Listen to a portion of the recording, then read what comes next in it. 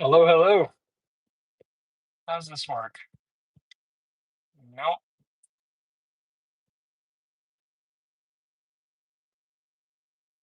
It's really weird not being able to hear anybody else talk. Let's see. No, that's not it. Well, we're off to a great start. I was gonna I was gonna have it horizontal, but I can't figure out how to do that.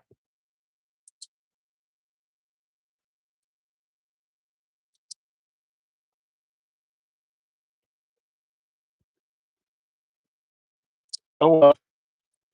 What is a small Oreo?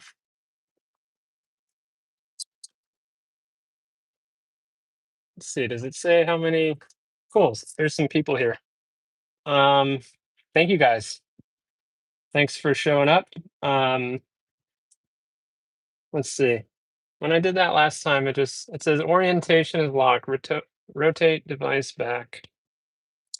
Oh well, we'll just do it vertical. So yeah, um, let's see. So I wanted obviously I'm going to answer any questions that anybody has.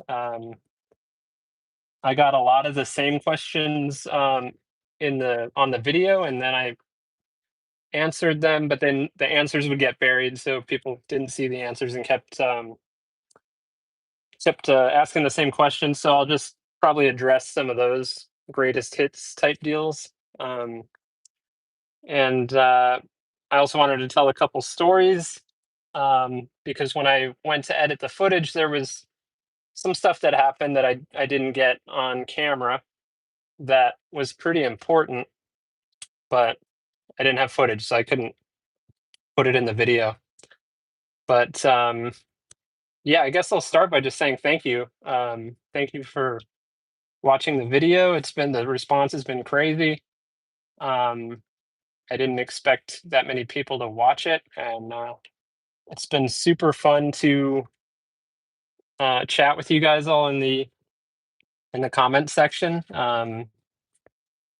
And yeah, it's just kind of crazy. So thank you for all that. And the other thing I want to say is like a big caveat that I am not a sailing expert. So if anyone asks questions about sailing, I'm happy to answer based on my experience, but I'm not here purporting myself to be some kind of authority um, or expert on sailing. So just throwing that out there. So if you guys have questions, feel free to go ahead and start queuing them up.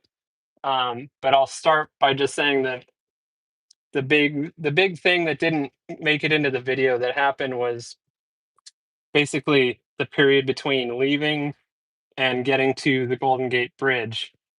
Um, so like three or four things went really wrong right away, all in a row, and it was pretty pretty gnarly. And I thought very seriously about turning around and either picking another day or like literally pushing it back a year or like doubting, like questioning if I should even do it. Um, so I had this water leak. I did so much work to that boat and everything was dialed except I had a leak that would let water into the boat from somewhere forward. Um, I mean, I could see it kind of coming in, but not exactly from where.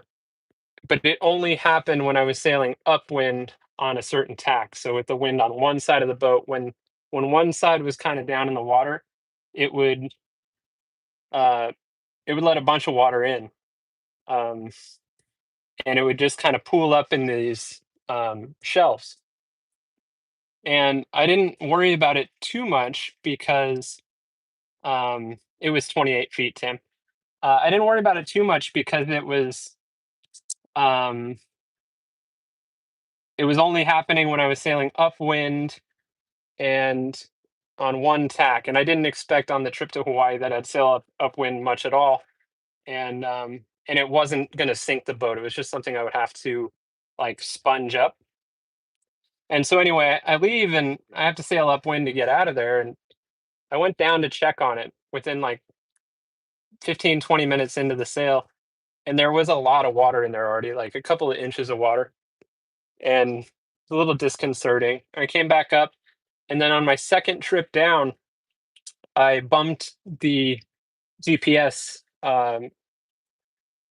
chart plotter, which was on a bracket just inside the companionway. And I knocked it with my elbow and it broke the bracket right off.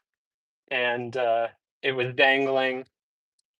And of course, that's like the time where you actually kind of need it is in around land and in shallow waters. Granted, it wasn't an emergency, but again, like, so now we got water coming in. I just broke the GPS. Um, I go out into the cockpit and I had this non-stick, um, this new like the on the way down from Washington, the cockpit I noticed was pretty slick and it felt like hazardous.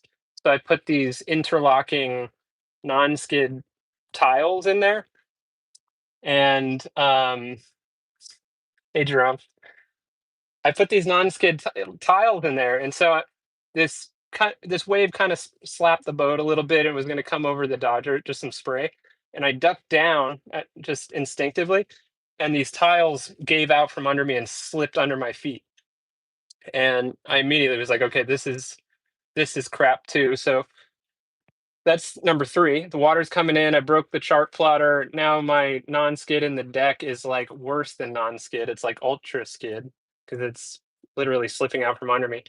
And then I go down, I grab a drill and some screws and bits and whatnot, and I drill out deeper holes for the chart plotter bracket. Managed to find it all quickly enough to repair it. So I found bigger screws and just drove those in. That was fixed. Sponged up some water.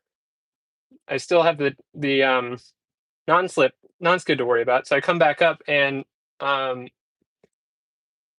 I get rid of it. I throw it all in the cabin, and I had some grip tape, like um,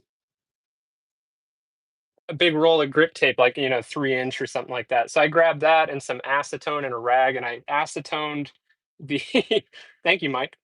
I acetone the cockpit sole and put down strips of grip tape, and that managed to work.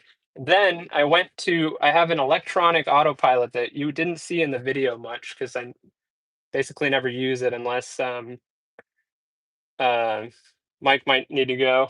Um, who cares? Um, anyway, it attaches to the tiller with this pin, and I went to adjust it, and the pin flipped out and went somewhere, it disappeared. So now I have no autopilot, and I didn't have the wind vane going yet, and not single, don't have a boyfriend. My husband would be very lucky. Um, so anyway, all that stuff kept happening, and I really kind of freaked out. And I thought, wow, I thought the boat was ready. Maybe it's not. Maybe I should turn back. Um, this just doesn't feel good, to start a trip like that with so many shenanigans like right away was kind of crazy. So yeah, and then this, I kind of was like, well, I'll at least get to the gate. I'll go out the gate um and see how things are feeling. And approaching the gate, like I did say in the video, the wind piped up and the boat was slamming really hard and there was still like a ton of water coming in and I still hadn't fixed the let's see, how do I get rid of people?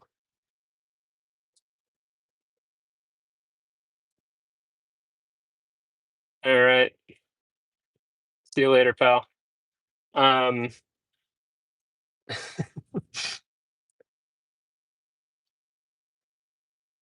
you're getting a warning. You can hang. Um, so anyway, yeah, I almost turned around at that point, and then when that wind kicked up and stuff again, I was like really feeling like it was a mistake to go. And but I thought, well, if you are able to overcome all this stuff right away and make it out, that's a good um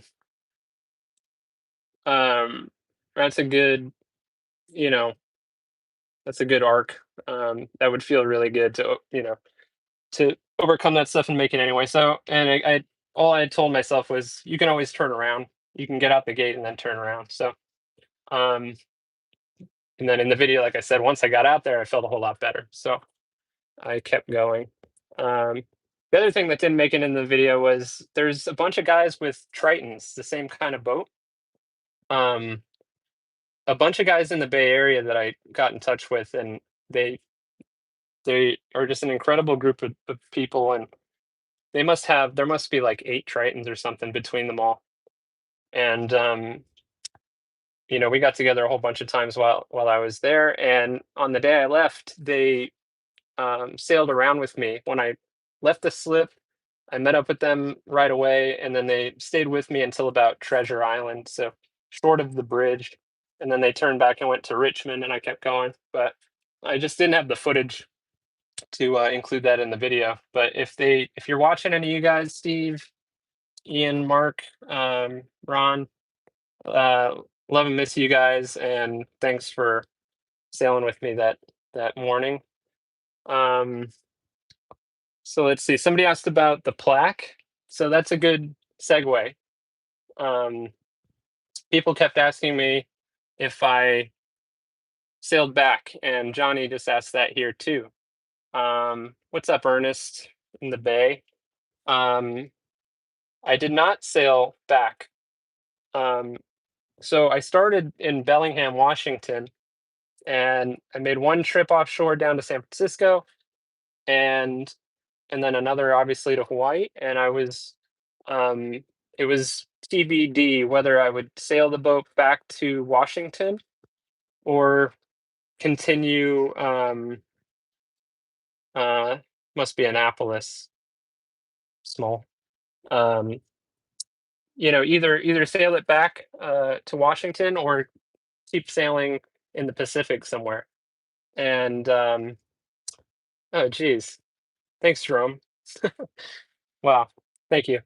Um, yeah, so I didn't know if I was going to come back or not, and uh, on the way there, I decided that I do love ocean sailing and I want to keep doing that. Trevor and Kat, what's up?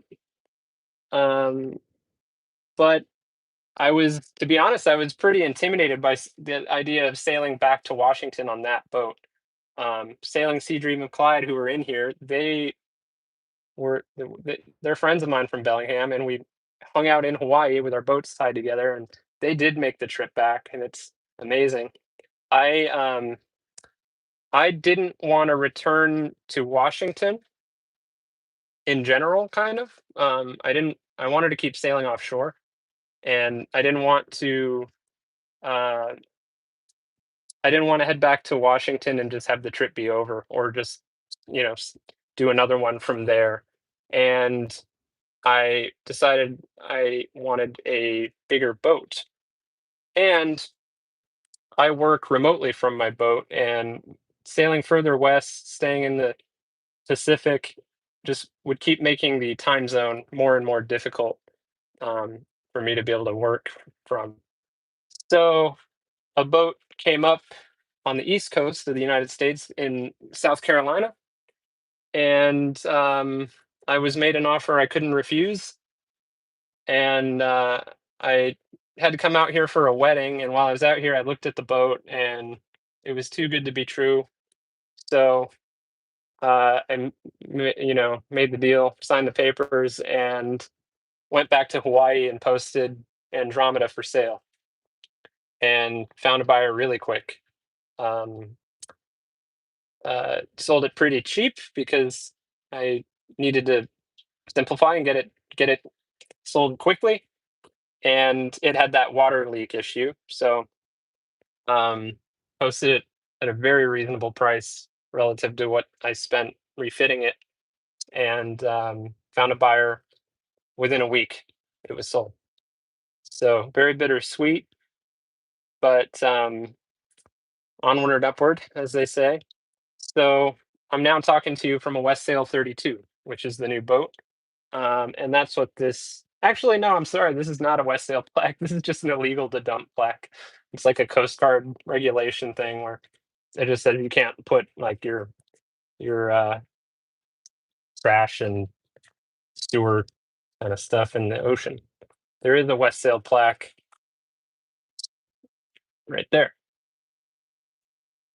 So thank you, Jerome. Jerome, if anybody here does not know Sailing into Oblivion, that's Jerome Rand, who single-handed nonstop around the world in a West Sail 32, same boat I'm on now. And he's become a good friend of mine, and he's in the chat. How did you replace the monitor when by? Uh, I didn't. I don't follow that question. How did I replace the monitor wind vane by yourself? I didn't. If you're talking about, I don't know if you were here when I was talking about the autopilot thing. That's a different system. That's an electronic autopilot that doesn't get used very much offshore. And I did find the pin. I was going to take a drill bit that was the right diameter and just jam it in there.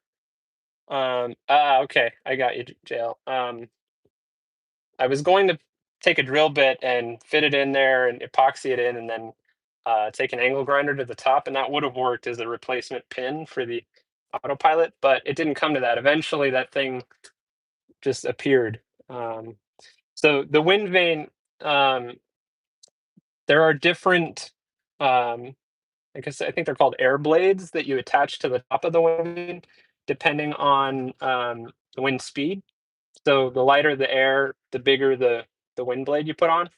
And so it's pretty routine that you have to swap those out periodically when conditions change. You basically just wait for it to start acting funny and then switch it over.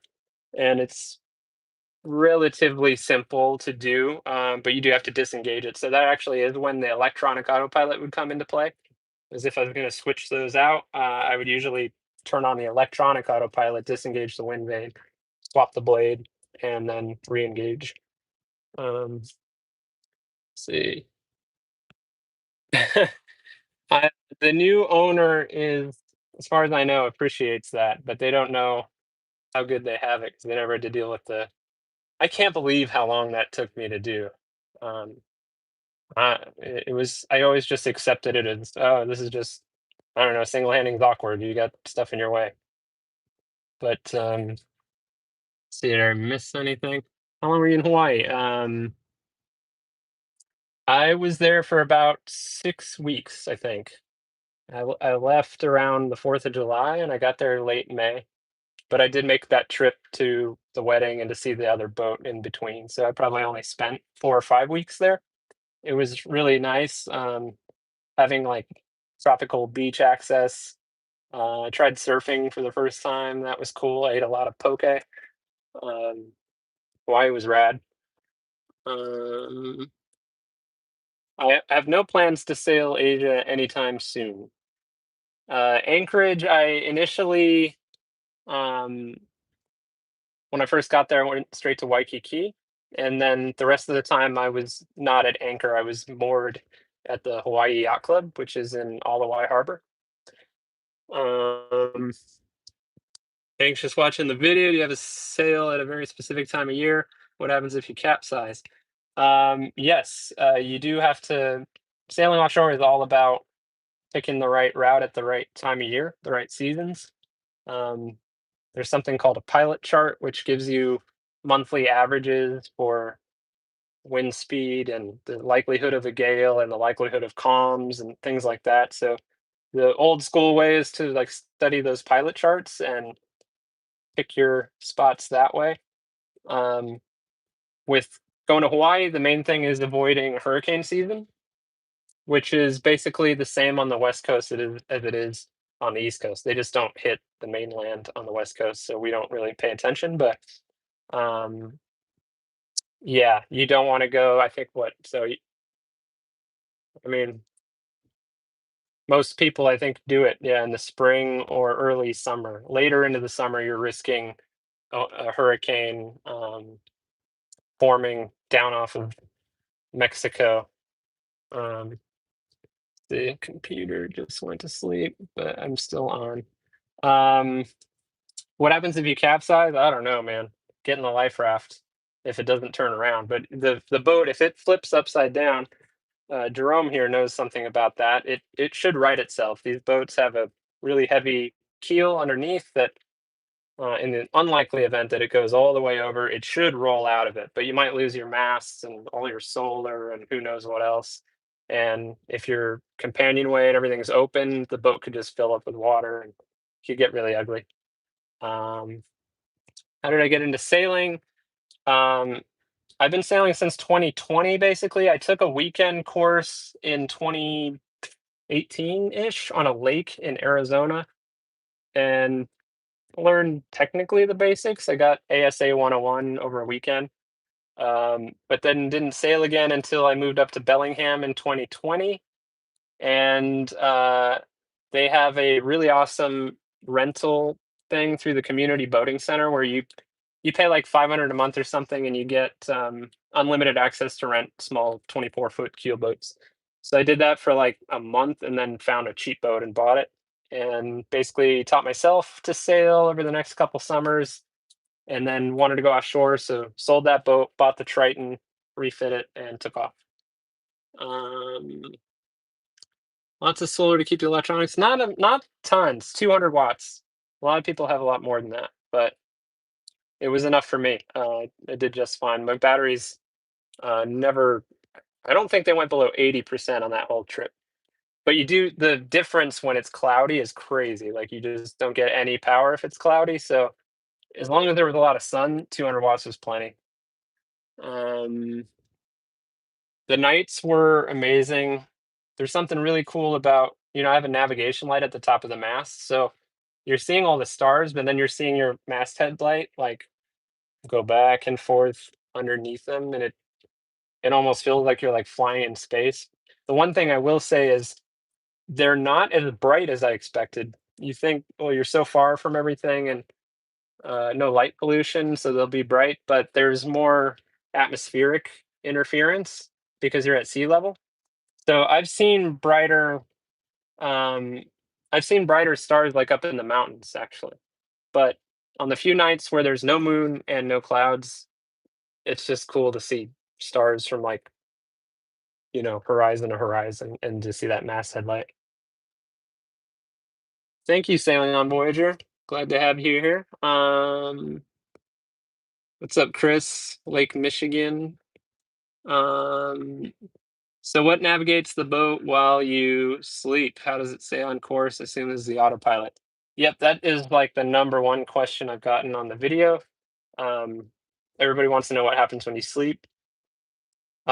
Yeah, basically it's autopilot. In the sailing world, people will refer to two different types of systems differently. Autopilot, they're generally talking about an electronic system, and in my case, it's a mechanical system that is called a wind vane self-steering gear, and it controls the boat the whole time. Even when I'm awake, I'm not steering. It hangs off the back of the boat. It's this thing you see that goes like this, and hey Josh, what's up, man? Aloha, my friend. Um, that thing that goes like this all the time in the video, that is steering based on a wind angle. That's why it goes back and forth. When the wind hits it from a different angle, it turns the boat to get back at the right angle. So yeah, when you sleep, you don't do anything different really. Most of the time you're awake, you're not doing anything. And there's an alarm that looks out for other ships so long as they have the same kind of system. And in theory, that thing will wake you up. And yeah, so some people have different systems as far as like how long they feel comfortable going to sleep for. Uh, and then Jerome, he keeps coming up. He's here in the chat. He doesn't set an alarm at all when he goes way offshore. And I actually ended up kind of doing the same eventually. Um, Basically, I'd sleep longer and longer increments the further I got away from land and traffic. When you don't see a boat for like 8 or 9, 10 days, um, you'd be surprised how comfortable you are just going to sleep and getting the rest you need. That being said, I never slept longer than maybe 2 hours. Um, So let's see. Sam McGeezer. It's a real sparkle out here today. Aquatic creatures have you seen a lot? Mostly jellyfish, and then people told me that they're not jellyfish, they're Velala something. Um, Mostly those. I only saw dolphins. I saw like two on the way out, and then a handful on the way into Hawaii. Um, I didn't. I think on this trip I did see some air from whales, like them blowing, but I never saw any breaches or anything like that. Um, Coming back to the West Coast, oh, it's Oliver. Really? What do I doubt that?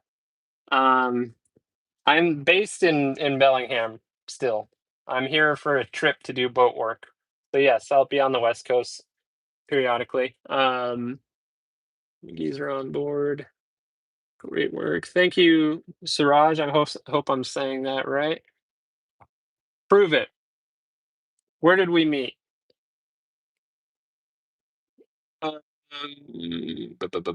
Specifically, where did we meet? Um, oh, that Oliver. What- That okay. I believe you. Um, I I made a lot of friends in the Bay, and I do plan to just come hang out again sometime, hopefully soon. But I have no idea when. Um, not yet. You'll have your day. Lots of flying fish. Yeah, that's the other aquatic creature. Flying fish every day. Um, some people gave me grief for not knowing that they fly. Um, I mean, I knew they came out of the water. I thought it was more like does anyone here? There's got to be some millennials in here, like in the Mario games where they like jump out and they kind of maybe get a little air, but I didn't know that they friggin' things fly like birds sometimes. They'll like skirt above the surface for way longer than I thought. Um, but that was pretty much it. The odd bird, because that's not an aquatic creature. So, um, East Coast to West Coast via the Horn. Cape Horn to Starboard. What was one of the funniest? I know why you're asking this. Sea Dream of Clyde's putting me on the spot to tell my famous ass ripping story. Um, I do have the boat for it. Um, do. So the story here is pretty good. At some point, when it got warm enough, I didn't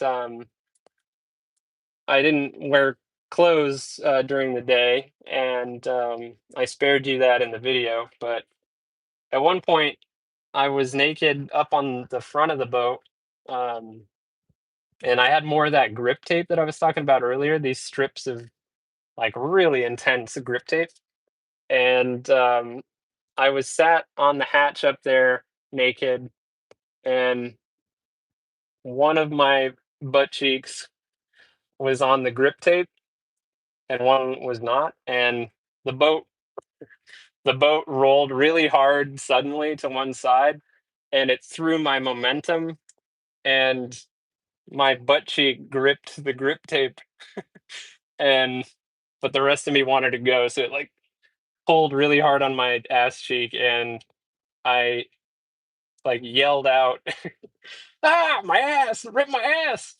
Um, and then I started laughing really hard because it was the first thing I'd said out loud. I don't know, since the last time I'd opened up the camera. But yeah, it like almost. I checked for blood, like it split my butt. Uh, the longest trip before this, I've only had two offshore passages. The first one was Nia Bay, Washington to San Francisco, and that was 8 days and change. And so this one, I expected this one to be three times as long. I think it was more than three times as long in length, like distance, but it wasn't 24 days. It was 19 days, 18 and a half actually. So just a little more than double the time.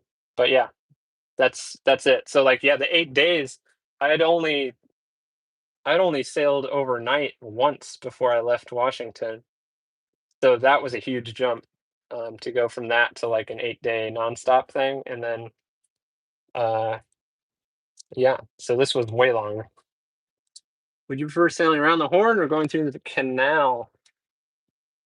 Um, it depends how far in the future, I guess. I'm not ready for going, um, around the Horn, especially not east to west. That's the wrong way to go. Um, that's more intense. And so right now, if I had to do it, I'd definitely go through the canal. But this new boat is the kind of boat that would be capable of rounding the Horn in, but I'm not there yet. But would I rather have sailed around the Horn or through the canal? That's an easy answer. Um, boat school in Port Townsend. I've never been. I've only been to Port Townsend once, I think, and I was picking up my life raft from a guy that had just returned from a really similar loop solo, and it was still like certified and pretty cheap. And I ended up buying a whole bunch of stuff because he just got back from that trip and he had a bunch of spares and whatnot that he didn't end up having to use. So I got a bunch of like cheap secondhand gear from him. It was perfect. Cool town. And I was thinking about I'm flying back to Seattle on Wednesday, and the boat show in Port Townsend is this weekend. And I was thinking about going, but I'm penny pinching. There's like a this new boat has a diesel inboard engine, and Andromeda only had an outboard. So I don't know anything about diesel engines, and I need to learn. And they're doing workshops Thursday in Port Townsend before the boat show. By that famous dude that wrote the book that everybody Jerome, are you still here? Do you know what's the guy that wrote the book that everybody knows? Um, he's doing the workshop. I wanted to do it, but again, I'm penny pinching, so I'm gonna skip it. I figure you can learn anything on YouTube, so I'll probably just stick with that. Next adventure. Well, I have a new boat. I'm in a new ocean. Um, I'm in the Atlantic now, and so the next adventure will be sailing this boat in the Atlantic. Um, and it will probably not happen until next spring because there's a lot of work to do and it's currently not the right season. That's it, I think. I'm pretty sure it's Nigel Calder that's doing the workshops. Seems like it'd be kind of definitely worth going to, but yeah, thanks, Jerome. That's totally it, I think. Um, flying fish, is there anything else about what surprised you from the passage? Oh, hmm, I should have known I'd get a question like that. What surprised me? The stars thing surprised me. Expect them to be brighter. You know, I'd say I would say that it might be that I never felt alone out there. I've always like craved, like lusted after this idea of feeling totally alone, which might sound weird, but like, the freedom of not self-censoring and like not no eyes on you and no one around. Um, the idea of being able to like just be yourself or whatever. Um, I think I craved that, and I thought that being out in the middle of the ocean, you know, possibly 100 miles or more from even a human, maybe more, um, I thought that would feel different, and I never got that feeling. I never felt like I was alone. Um, somebody asked me about that in the comments the other day, and I responded that kind of what I just said, but also that at one point I remember yelling out at at the ocean, just because I'd never been somewhere where I could yell anything as loud as I wanted, naked, and know that nobody was gonna hear me or see me, and, um, and I did that, and I still felt like somebody could hear me. It's like, there's gotta be somebody out there." I just never felt totally alone, so I don't know. You think having the option of Starlink even when it wasn't on helped to not feel as alone? I mean, for sure. I deleted social media before I left, so, because I didn't wanna sit and scroll my way across the Pacific, um, so I wasn't doing that, uh, but I was, staying in touch with, a select group of family and friends, and, you know, with texts and stuff, and I made some phone calls. Um, I had to make some I made a couple of calls for advice. I talked to Sailor James out there when I got hit by that squall in the video that shook me so bad. That thing was crazy. Um, and and I called James and was like, if that happened to me in the middle of the night, what the hell would have, what are you gonna do? How do you respond to that?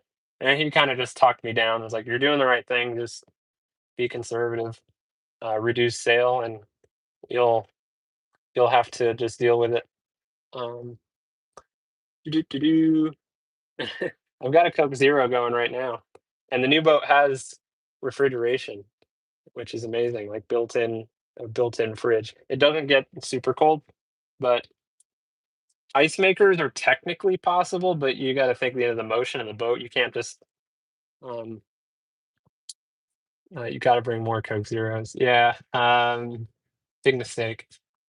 Um, I'll tell you what didn't surprise me, running out of chocolate on day 2. I knew that whatever sweets I brought would disappear rapidly, and I brought, like, 2 bags of mini like, 1 of mini Snickers and 1 of PB&Js, or no, sorry, um, peanut butter cups, and, like, they were initially in those hanging basket things, um, and they quickly found a home right inside the bunk, and I literally ate them all, I think by day 2. Uh, you said you would sing to the rainbow. Funny babies. Yeah, I think that was, like, kinda just boredom and loopiness. It wasn't even really it wasn't singing, it was, freestyling, which I cannot do for you now. Maybe on a future passage video, I'll try. I don't think I could do it in front of camera. Oh, screen went dead again. How much did your journey cost? Oof. Well, the trip itself doesn't cost much at all. You're gonna eat either way, and you're probably eating cheaper out there, and I didn't have fuel, really. I didn't even top off I think I had capacity for 6 gallons, and I probably left with 3 or 4, and I didn't even bother to top them off. But the boat, I paid $2,500 for 2 years ago, and I didn't keep receipts because I didn't wanna know how much the whole thing cost, but it was probably in the neighborhood of, low estimate, 30,000, maybe 40. Um, see any UFOs? No, just the Starlink satellites that are in the video. You may miss it. It was a real quick shot, but, the Starlink things, I hadn't seen that before. It was pretty weird. Um, see any crazy things out there? I mean, no, just it's just waves and clouds. That's it. Jellyfish or whatever. Uh, You took Trevor and Kat, you guys are keeping this thing alive with these questions. Thank you. Um, you took sightings every day of the trip. After that experience, would you have confidence in navigating without Jip? Um, hmm, not really.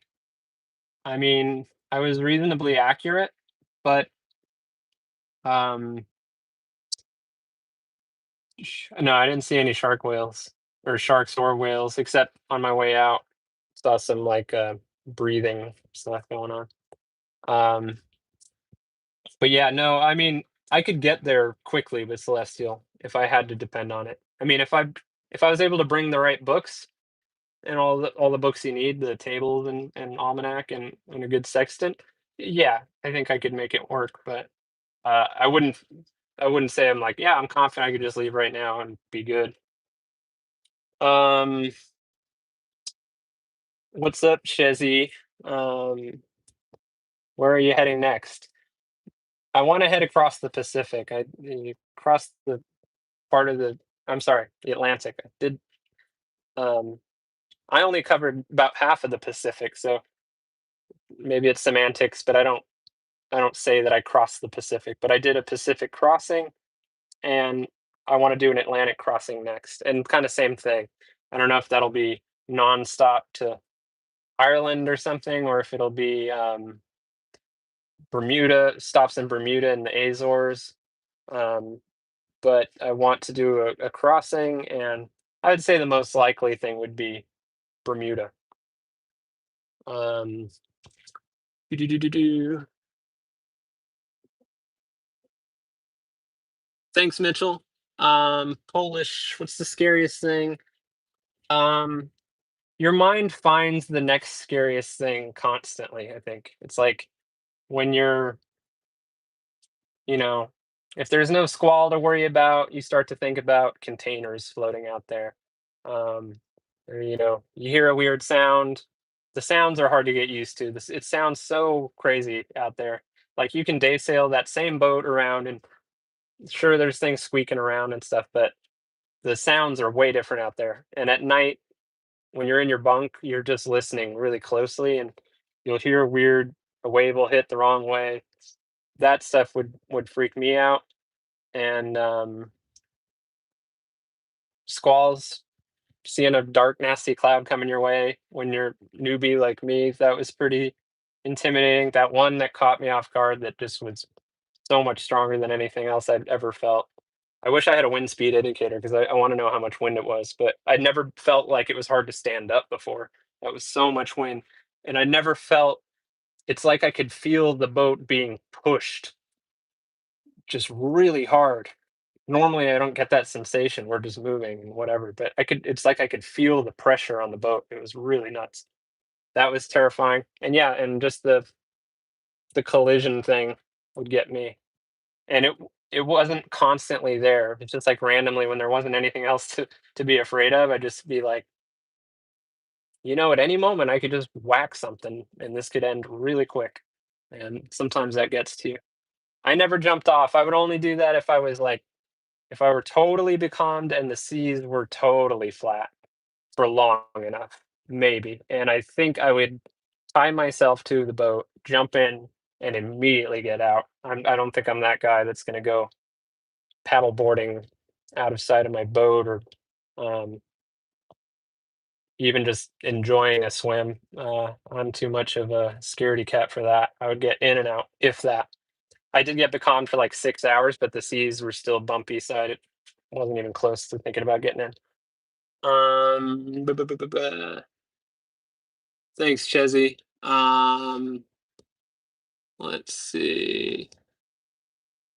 I wish there was a sailing club for people with mental health. Yeah, I'm no stranger to mental health stuff, and I've often thought the same thing. I think they do that, and uh, didn't hmm, I don't know, Jerome, are you still here? Did Rutherford was his trip sponsored with that organization about a mental health thing, or was it broader than that? I don't remember, but I'm sure people are doing it, and I've thought about it myself, like some sort of project where you take people out, or I think they do it with veterans um, sometimes. In fact, where I learned to sail on those rental boats, I'm pretty sure that they have. Maybe it's just like the lessons are free if you're a veteran or something like that. So, any electrical storms? Nope. I didn't see any lightning at all. Thank God. That would terrify me. It will terrify me when I start dealing with it. Um, did you, I definitely ate at Cheeseboard. Um, Cheeseboard rocks. In fact, I lived in the Bay Area in the 2000s, and I had a roommate would that worked there. That would bring home free pizza. It was rad. Um, how long did it take you to get up the courage? I feel like hmm, I planned the first trip probably within, like the summer before, I was like, all right, next summer I think I can get the boat ready and I'll try it. Um, but I was questioning whether or not I would do it up until the moment I pushed off. Um, uh, it was like fake it till you make it kind of thing, where I just would literally like lie awake all night thinking about the trip and blah blah blah, and very afraid of it. And I just said, well, the next thing I have to do is, whatever project I'm working on, I got to replace these shackles or whatever. Um, and I just kept doing the next thing, and literally it was the next thing until the next thing was to untie and push off. And up until the day before, even that morning, it was so surreal. I just like didn't think I would actually do it. And then when the window was right and the boat was ready and I was there, it was to get off the pot. And somehow I did, but I had my doubts. And the relief of both times, once I actually pushed off and made it out and into the ocean, both times it was like, thank God you did it. And yeah, 3 3 weeks. Yeah, yeah. I mean, it's a valid concern. I think even pretty well-adjusted, stable people, it's an unusual undertaking. Uh, how'd your body do on the passage, soreness, weight loss, going to the bathroom? What's your system? uh, I tried the direct deposit method over the rail. Not a fan. Um, I have a composting toilet, and that's what I use. Just pretty much normal. You just have to brace. Um, my body did pretty fine. I was tired, but um, I don't remember being that sore. And yeah, I think I did okay. I think I probably lost a little bit of weight, maybe a couple pounds, but not much. I reviewed the footage. I didn't include it. I have footage of me actually docking the boat in Hawaii with yeah, you're right, Rory. And I'm in my underwear, and I didn't use the footage because I look insane. My gut is like hanging out over my underwear. Um, blah, blah, blah, blah. Yeah, I started losing weight after I got there actually because I was walking around so much in Hawaii. Um, how many hours of sailing would someone need in their lifetime before you'd recommend they try that trip? Well, again, I'm not an expert. All I can tell you is what my experience is, and it's probably a lot less hours than you think. Because I started in 2020, and I didn't sail that much. Most of the time between 2020 and leaving, like, I was working on the boat, not sailing it. I'm guessing I probably went out and day sailed. I don't even know. In all those years, I don't know. People might not believe it, but maybe a few dozen times. Yeah, I mean, it's maybe once a week for most of the summers. Again, I was doing boat work, and so when I had a stretch of a month or two here and there where I was actually sailing, and I'd only go out like once or twice a week, maybe. So I don't have that many hours. Do do do do. That Yeah, Rory, West Sail 32. I'm in South Carolina now. New boat to me. I'm gonna do a tour video soon. I'm gonna try to film it here in the next couple days and get that out. Um, and Brooklyn, that kind of goes into your question. Do you have to sail back? I don't. I sold that boat in Hawaii and got a different one in South Carolina. So, um, nope, not sailing back. Sailing a totally different direction. How long do you sleep? Um, Basically started with literally like 15-minute naps when I was still really close to San Francisco and there was traffic and stuff and land. And just quickly ramped up as I got further out. I would increase it, and up to an hour, and then at some point, I just stopped setting the alarm and would wake up between 45 minutes and 2 hours, and some nights I got quite a bit of sleep doing that over and over. I get up, check the course, do a slow 360 out in the cockpit, and look for ships. And if I didn't see anything, the course is okay. I'd be right back in bed. Sometimes 3 minutes later. And when you're that tired, you can just close your eyes and be out, um, super quick. So yeah, I think I don't know. Sometimes it was a lot of success. I'd get like you know back to back to back kind of naps like all night. You get like 8 or 9 hours. Thank you, Rob. I appreciate it. Um, it's probably a little bit too much of the mug and not enough. I don't know. It's hard. I've made two videos so far, and like the first one, I feel like I was not ruthless enough with the edit and included a lot of like boring wave shots. And so this one I tried to make punchier, but it means kind of just staring at my face most of the time. So will it be a few weeks until we see the new boat? Well, let me just get rid of this devil worshipper here.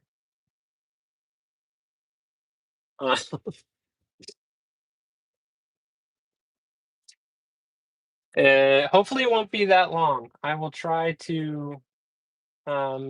to get it out quick. I mean, I'm not gonna do. It's not my style to do a big production and make it fancy, so I should be able to turn a tour out um, reasonably quick. Maybe this week. Um, what's today? Sunday? Yeah, maybe by next weekend. Don't hold me to that, please. But yeah, it'll be just kind of run and gun. Here's the boat. I'll try to cover the whole thing, but it'll be like pre-refit and yeah. Um, Mr. Coppola, um, 70 years is not too old. Um, I would recommend taking a look at a guy named Christian Williams. Um, he has done the Hawaii trip solo back and forth from LA a few times and made amazing videos about it. And I want to say he was near 80 on the last one. I'm almost positive he's older than that now. Um, so the age alone is not a limiting factor per se. Yeah, I don't know what your sailing background is though. If you're starting from scratch, harder, but who knows? Yeah, Rory, you are spot on. I tell people it's like going from van life to like a proper RV, because the Triton really does feel like living in a van. It's so narrow and it's a really short, it's like 6 feet of walkway and it's less than 2 feet wide, I think, to walk in.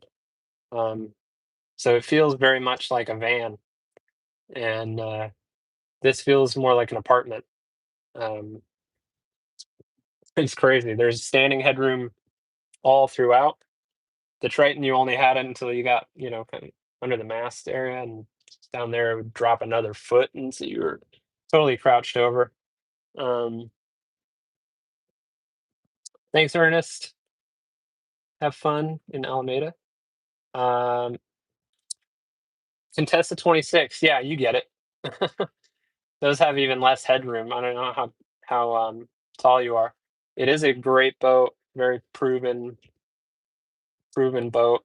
The Contessa 32 for me was like a dream boat and kind of still is. I love the way they look, but they have they don't have headroom and it drives me nuts to not be able to stand up straight in a boat. So,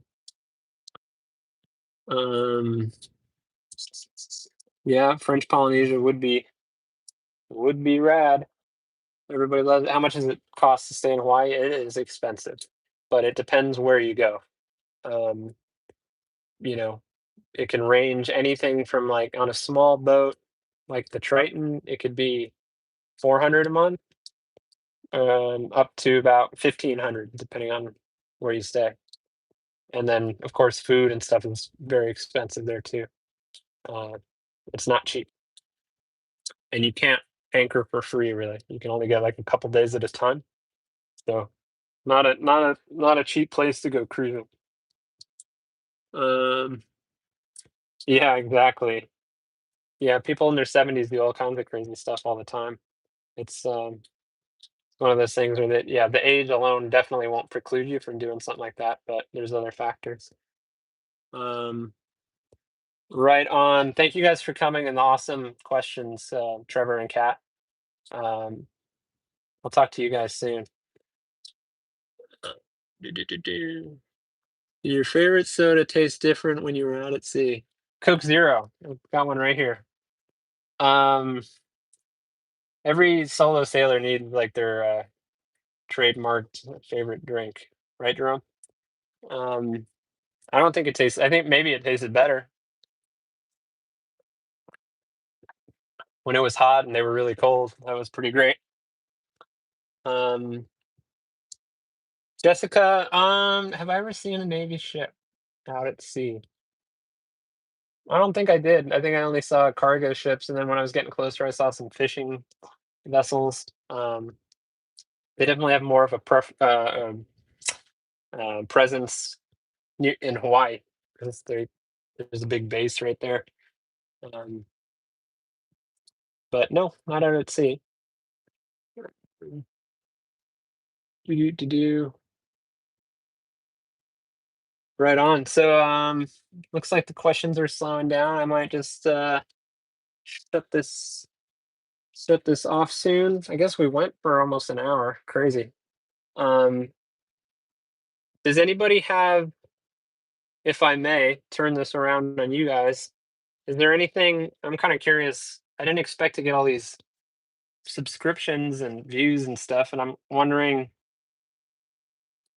what the audience like. It seems like a lot of people aren't sailors. I'm curious what kind of videos they would like to see. Um, if their interest, like what level of detail with like boat work and sailing technique kind of stuff and systems, or is it more just about the passages? My initial idea was that I never wanted to like be a YouTuber or anything. Definitely don't want to like vlog. Um, and I initially just thought I'm only going to make passage videos, but this response has been crazy and encouraging and motivating. And I'm like, well, maybe I'll fill in the gaps with some boat work and tours and stuff like that. So if anybody has something, specifically that they'd like to see, I'm all here, all ears. Provision, yeah, can do that next time for sure. Um, right on. All those suggestions sound interesting. Cool. Yeah, there's a lot of people on YouTube that are doing boat work videos that are really good, and I'm quite lazy. So like boat work alone, doing the boat work on its own is hard, and then to start to think about filming while you're doing, every time you, every every every little step of each process, having to set up a camera and hit record and make sure it makes sense and explain what you're doing. Whew, that's a tall order, but I do want to do it. I just think it'll be maybe a little different style than some people. Some people are really good at getting all the details. I think mine might be like a quick overview of what needs to happen, maybe a little bit of progress in the middle, and then like here's the finished thing. Um, do preparing for a voyage. Yeah, for sure. Uh, right on. Chicks love cheese. That was the main reason I made the video was it's no secret. I've said it over and over in the comments. Like, uh, I was inspired to sail offshore by a video by Sam Holmes, which most of you guys probably know him. Um, and he made a video about LA to Hawaii, and I was obsessed with it. It's still my favorite video on YouTube, and it inspired me to try this whole thing. And I junked out on like every solo passage video I could find on YouTube, and there's just not enough of it. There's not that much. So I thought, well, if I do it, I'm certainly going to make a video and contribute to that pool because I just think it's a really awesome thing how that idea and inspiration can spread. And I know there's more people like me that have seen every solo passage video and want to see another one. Um, so that's the main reason I made it. You guys want a quick mini boat tour? Um, it's not too much of a mess inside. Outside is. Um, so I won't show you outside, but I'll just quickly, not a proper boat tour, but I'll quickly just kind of show you a little bit around. This is the galley. Um, I was just talking to you from the nav station here, and there's an engine in there. That's new to me. Um, this is the main cabin. There's berths on this side. There's a heater. Uh, there's like a proper dinette. There is a ton of storage. There's opening ports everywhere. There's brass fixtures, bronze fixtures. I don't know if they're bronze or brass. Uh, Tons of room. There's like a proper head with a door, which is crazy. Lots of storage. And the V berth is like actually something I could conceivably sleep in. And tons of ventilation, big old hashes. So, oh, here's another question for you guys before I go. I'm going to rename this boat, and I'm pretty sure I'm going to name her Tony Collette. Uh, she's an actress that I like, and I was talking to my girlfriend about boat names, and we were walking around a marina looking at boat names, and somehow we just thought it came up that it would be funny to just name it after a person for no real good reason. Um, so I'm curious how that might how what people think of that idea. I shouldn't let it influence me. If I want to name her Tony Collette, I'll do it. um, yeah, that'll be a conversation starter. It'll be funny calling like other ships and be like, "Hey, this is Tony Collette." Um, the camera, Harmy, the camera is just an iPhone. Like 99% of it was just the iPhone. I do have a DJI action camera, like a GoPro, um, and um, there's like two shots that I use that for. The ones like where I'm jibing and sitting up in the cockpit. Anytime you can see my whole body and I'm not talking to you, that was the action camera. But everything else is Toni Collette was the mom in The Sixth Sense, and she's been in a lot of other movies too. But she was in Hereditary. She was also the mom in Hereditary. What are you sailing? Where are you sailing to? I don't know. We're gonna find out. Somewhere far in the Atlantic. Um, I have some ideas, but I'm trying not to make any promises yet. So, um, anyway, I guess that's it. Again, thank you for showing up. This was really fun. Um, and I'm an open book, so feel free to reach out. My email is in the like my profile for YouTube, my channel profile or whatever. You can get my email. Hit me up, and thank you for all the views and support and stuff. It's amazing. So, uh, well, we're getting a couple last minute questions here. Consider a trip to colder places. Yeah, this boat has heat and it'll go anywhere. So, yeah, for sure. Definitely looking at places. Think of cold places in the Atlantic. And I'm thinking about some of those. Um, will your girlfriend go next time? You'd have to ask her. She's interested. I don't get lonely out there. Uh, I'm a pretty solitary dude, and I find absence makes the heart grow fonder. So I enjoy kind of missing people. I enjoy missing my girlfriend, and it makes it nicer when we're around each other. Um, she's interested. We've done day sailing. She likes being on the boat. She'll like this one a whole lot more. She hasn't been here yet, but